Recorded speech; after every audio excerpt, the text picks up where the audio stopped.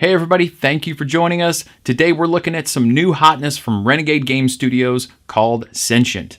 This is a game for 2 to 4 players, so let's all take the red pill, get down to the table, and see how deep this rabbit hole goes.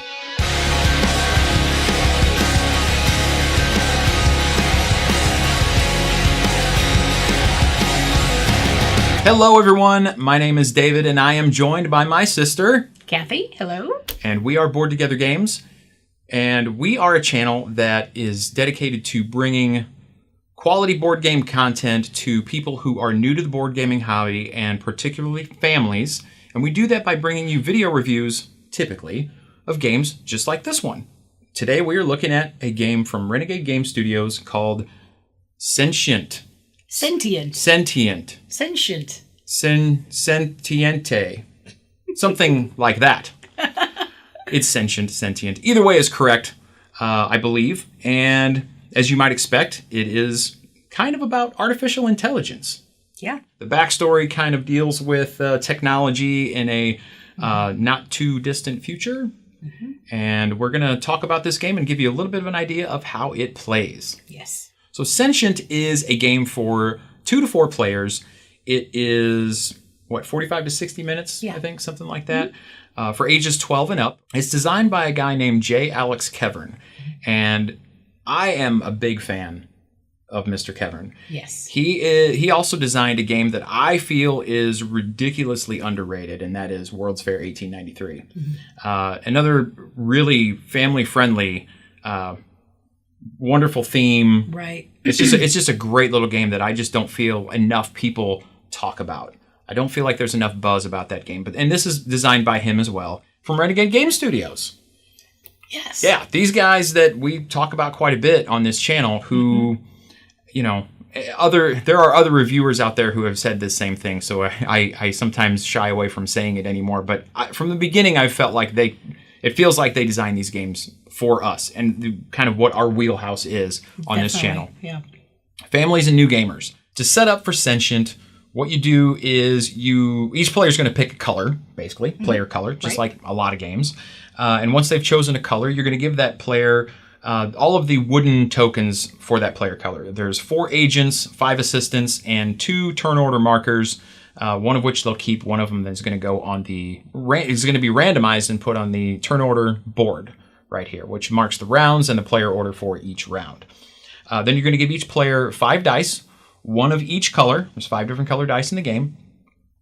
And you're also going to take these investor tokens and separate them by number. There are 5 for each round. There's 3 rounds in the game. So there's 5 that are marked 1, 5 marked 2, 5 marked 3. Shuffle up the deck of bot cards. Okay. And then you're going to give each player one of these left sides of their player boards, which they each have a different word on them or name. And then you're going to randomize the right side of the player boards and give each player one of those. And they're going to place them together just like this. And it's going to basically give them their player name or their company name for the game. For my example, it's Carbon Industries. And mine is Nautilus Partnership. So once everybody has their components in front of them, you basically take 4 cards off of the bot deck and you're going to place them face up in the middle of the board, and you're going to take the first round investor tokens and place them randomly above the cards, kind of in between each card, where you have 2 hanging out off the edges like this. Then you're going to take a single victory point token and place it underneath each one of the investor tokens, and it's going to look like this right here. So that is basically what you do to set up the game. You take the rest of your victory point chips, place them off to the side, put anything you're not using back in the box, and you can start playing the game. Right. So in Sentient, you play a series of 3 rounds in the game, right? And each round starts with the first player for that round taking one of 2 actions. And the first action takes a little bit of doing, and the second one's relatively easy. Right. The first one is you can install a bot into your network. So this area of the board right here with the cards that can be chosen is called the factory. And there are always 4 cards here on any player's turn. So what you would do is you would simply take one of these bots and bring it over to your player board and install it in between 2 of the dice. And that's going to do a few different things. In the upper left and upper right hand corners of these cards, there is either a plus, a minus, or an equal sign. And what you will be forced to do is actually take and manipulate the dice that are adjacent left and right according to whatever those symbols are. So if it's a minus, you would take, for example, a 5 and reduce it to a 4. And in this case, it's an equal. There's a 3 here, so it stays a 3. The interesting part about that is if you ever have a 6 or a 1 and are forced to push above 6 or below 1, you basically wrap around. So a 1 with a minus becomes a 6 with a plus becomes a 1. Right. So that's how that works. And you're basically trying to accomplish different conditions that are also on these cards, and there are a bunch of different ones. It could be that the values of the two dice has to be equal. It doesn't matter what the number is. It could be that one has to be even, one has to be odd, or both even, or both odd, or the lesser value is going to give you a certain number of victory points based on, you know, what the higher value is. Just a lot of different things like that. So you're going to be basically completing a very interesting puzzle as you go through your different turns, drafting cards from the factory here and installing these bots into your network. So anytime someone does that, the player takes the card, they install it in their network, and a new card comes out from the deck and replaces the one that was taken, and it goes to the next player's turn. The other thing that you do when you are installing one of these bots is you're going to be placing one of your agents on the area of the factory above the card that you are taking. And what that's going to do is it's going to give you some power towards the end of the round area control condition that is building up over the course of the 3 rounds, each of the 3 rounds. When you place your agent out into this area, you also have the option of placing an assistant. And there's a little bit more that we need to talk about with these assistants. So again, it's just an option. You don't have to. You must place an agent. You have 4 agents, one for each card that you're going to take during the course of the round. Then you have the option of placing in one of these assistants or multiple assistants. You can put as many as you want there. We'll talk about why that's important in a minute. The other thing that you can do with your assistant when you are installing a bot is you can use them to cover up one of those little icons in the left or right-hand corner, upper left or right-hand corner of the bot card. What that does is it then negates whatever that action is that you're supposed to do with your dice, that manipulation, right? So if it's a plus or minus and you don't want to necessarily change that 5 into a 6, you take this assistant, you drop it on that corner, and then that die remains where it is. And that's important because as you're taking these cards, you're going to be putting 4 cards into your network, 4 bots, and every one has the possibility of changing what these dice values are. So trying to manipulate that puzzle and get things into the perfect condition for the end of the round so you can score maximum points is key. Because each of these cards is worth points as well. In the lower left-hand corner, it tells you how many points you can score for that card. Right. The second thing that you can do on your turn is you can pass. If you decide to pass, you are not going to be installing a bot that particular turn. And what you're going to do is you're going to take a couple things. You're going to take your turn order marker that you still have in your possession and place it on the turn order track for the round that is coming up. So if you're in round 1, you would place it on round 2. And what that's going to do is it's going to kind of manipulate or dictate turn order for the following round. If you're the first one to pass in the current round, you're going to be the last player in the subsequent round. Right. If you're the last player to pass, you're going to be first. So that's the first thing that happens. The second thing that happens when you pass is you're going to take any bots that are in the factory, completely wipe them out, put them in a discard pile, and deal out new ones. And each of these bots, by the way, is correlated to a different, what do you call them? Investor. That's what it's called. And when you are given your player board at the beginning, randomly, you are given one of those investor types. Those types are information, transportation, military, industry, and service. So there's 5 different types. So each of these bots, there's 5 different types of bots as well. So the bots correlate to the different investor types. Right. So play is going to pass according to turn order for every given round until every player has taken or installed 4 bots into their network and passed once. And once that happens, the end of the round is triggered, and you will do a few different things. The first thing you're going to do is you're going to evaluate every player's network and see if the conditions that are required on the cards are true or false. And if they are true, you simply score victory points according to what is in the lower left-hand corner of the card, and you will take victory point tokens to equal that total. Right. So every player does that. And then the next thing that you do is you evaluate the factory and the area control of each location. There are 4 cards, but there are 5 investor tokens, and the 5 investor tokens will be duplicated from round to round. What you will do is you will look at every single location and evaluate every single investor token, I should say, and evaluate both sides of that investor token. Now, the ones that are on the ends are only going to be evaluated by one set of tokens, but these in the middle are going to have 2 adjacent areas where people have been placing agents and assistants, where you will need to add those up for the player colors and see who has the most control. Right. The player who has the most control is going to receive or take the investor token and place it into their network, basically. And whoever is in second place is going to get the single victory point token that is located in that spot. If there is ever a tie, the ties are broken by whoever has the most agents as opposed to assistants. And then past that, I'm not sure. Oh, it's turn order. That's what it is. Mm-hmm. If there's still a tie, you evaluate by whoever is higher in turn order in the current round, not the next round. Right. And that's how you break the ties. So players will be given these tokens. You basically end the round and you start a new one the same way as before. You set up your factory by dealing out the cards, putting out the tokens and the victory point chips. Every player rolls their dice again and places them out on their player board. You look at the turn order, whoever's first goes first, and off you go. So the game of Sentient is ended when you have completed playing 3 full rounds. And what you will do is each player is going to then look at all of the cards that they've accumulated during the course of the game and split them up into the different investor types. And what you will do is you will then multiply. Say I had 4 military cards, military bots that I've collected during the course of the game, and I've collected 2 military tokens, investor tokens. Right. I would then multiply 4 times 2, that's 8 points, and I would take 8 more victory point chips from the supply. And I would do that for all the 5 different investor types. If you have cards for a particular investor type, but you do not have the investor tokens, you get nothing. If you have investor tokens, but no cards, you get nothing. Yeah. So you basically evaluate all 5 investor types, take any additional points, count up the victory point tokens that you received from all the cards that you've got at the end of the 3 rounds, and whoever has the most points is the winner. Ties in this game are broken by the player who has the most investor tokens in front of them, and if there's still a tie, then the players share the victory. And that is how you play Sentient. So, Kathy, what did you think of Sentient?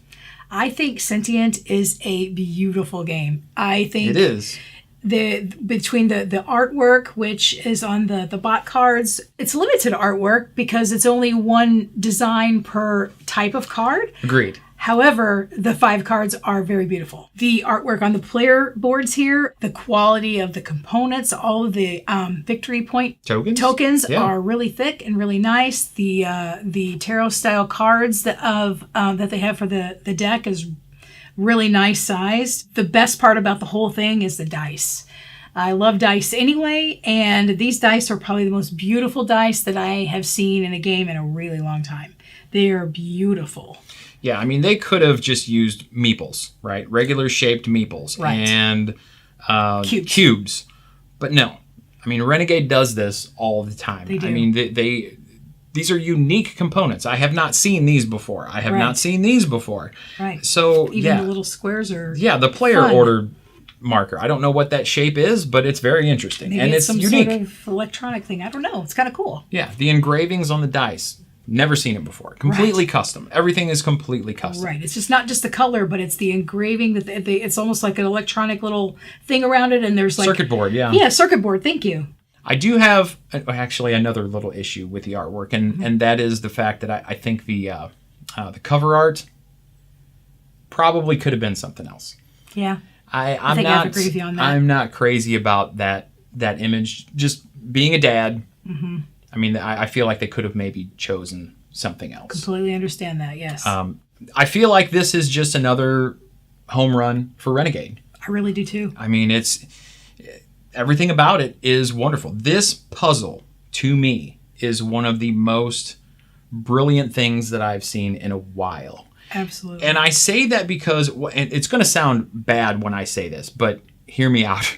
This reminds me of, in terms of replayability, something like a Sudoku or a crossword puzzle. So if you're fans of those types of puzzles, This is kind of like that, in that it's always going to be a little bit different. A little bit different, yeah. So even though the game is the same every time, this part of it makes all the difference to me. Yes, and because if you have one number that's even one number different, and the cards that you're going to be choosing from are going to be not exactly the same.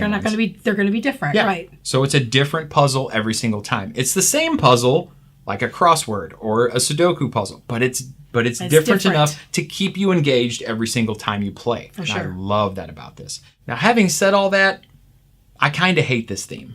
I work in IT for a living, and I have, whether it be by choice or by force, become quite knowledgeable on artificial intelligence and what is called the singularity. So yeah, I'm just not crazy about the theme because of that. The theme really isn't part of the game. I mean, you can wipe the theme off. It's completely pasted on, right? Yeah, and it's a wonderful puzzle game. And right. So if you look at it like that, regardless of how you feel about the theme doesn't have really anything to do with the puzzle that this game is. I love theme though, even pasted on theme. Oh, so do I. So to me, it does make a little bit of a difference. Sure. I'd be lying if I said it didn't. Getting back to the puzzle, I really think that this could be played by kids as young as 10, maybe. I know the box says 12 and up, and I would agree with that when it comes to maybe understanding some of the intricacies of the puzzle, but I don't really see any reason why a 10-year-old couldn't play this game.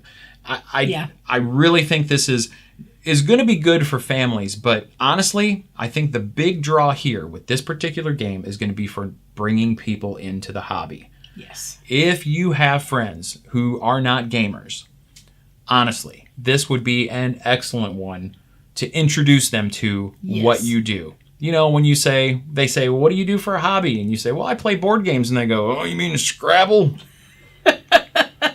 No.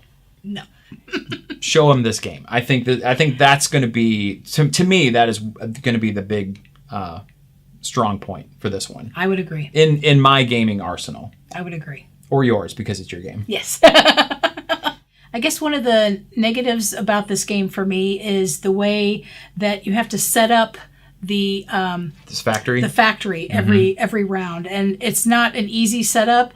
Now, granted, you don't have to set it up exactly the way that they show or that we're showing as an example here, but it sure looks prettier that way. But it's a lot prettier. You're right; it is prettier that way.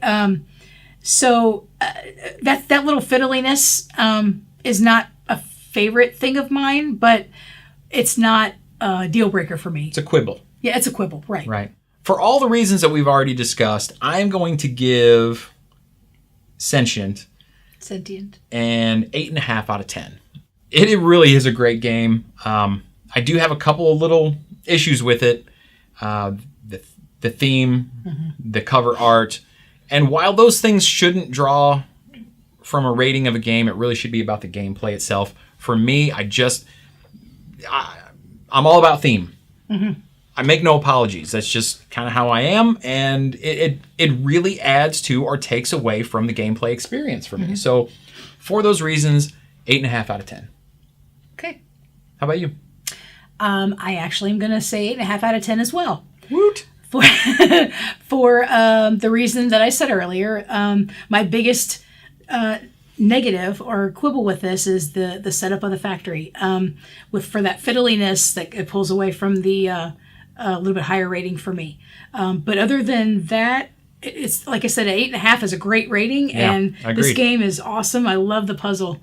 Yeah. I'm a puzzle kind of girl, and I'm a dice kind of girl, so it's got both of those for me. Very good. And as far as family friendliness goes, I'm going to put this as a 7.5 out of 10. Kind of for the same reasons that I gave it a personal 8.5 out of 10. The other reason is just because, again, for the younger ones, I think being able to wrap their head around this puzzle might be a little difficult. So if that were a new gamer rating, it's way up there. Absolutely. But for a family friendliness, 7.5 out of 10. And that wraps it up, everybody, for Sentient. This game is really well done. It's very beautiful to look at. It's going to work well for new gamers. It's going to work pretty good for families, I think, as well. It's another home run for Renegade. Great production. And you guys, if you like what we're doing on this channel, we really would appreciate if you took the time to like this video, comment if you choose, and subscribe to the channel. That's really how we're going to grow. We're really looking to make a big push in the growth of our channel so we can keep doing this. These videos do take a long time to do, and I'm not complaining because I love it. But any help and support that you could give us would be great, so we would thank you for that. Another way you can help us out is to go into the description box below and click on the link to Thredz. Thredz is a company that designs and prints t-shirts that are related to board gaming. So there's some great designs over there, some really clever shirts that we really think you're going to like. I'm wearing one right now, little Star Realms going on here. And again, we think you're going to like them. So just click on over there, check those out. If you like one, pick one up for yourself. And I'm also going to leave a link in the description for Sentient. And this game is not available yet, but the link is going to be for a pre-order. You can pre-order this game right now if you're liking what you're seeing. And this thing has been getting some serious buzz. For sure. I would highly recommend that you go ahead and pre-order it, because once it shows up, it's not going to be on distributor and retailer shelves for very long. It's gonna be snapped up pretty quick. It's being released at Gen Con, so those copies are going to go immediately almost. Right. So yeah, you're going to want to probably do a pre-order if you want to get your hands on this before next year, I'm thinking. Yeah. So do that if you're interested. And again, you guys, if you're bored together, thank you so much for watching, and we will see you next time.